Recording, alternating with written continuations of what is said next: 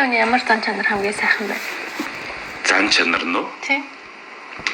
ер нь тэгээд бүх юм дээр буруугаа хүлээж хүлээждэг тийм. Яг зөв юм дээрээ одоо нууршгүй гам мэт зогсож чаддаг.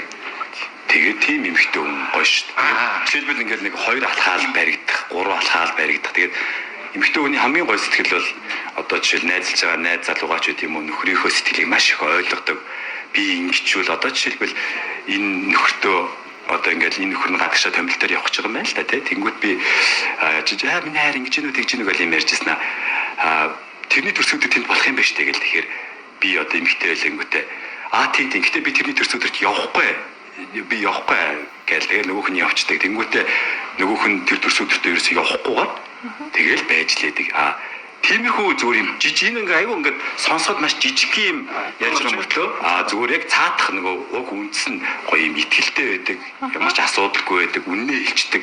Жижиг юм байсан ч тэгсэн харин би тэгсэн байлээ гэл хэлцдэг. Тийм зан чанар эмэгтэйд илүү байх юм бол зүгээр миний хувьд шүү дээ. Анхаад ч юм уу эсвэл өөр хүн дараа өөрөө ч болно. Зүгээр миний хувьд жижигхэн ч гэсэн хамаагүй ингээд үннээ хэлцдэг.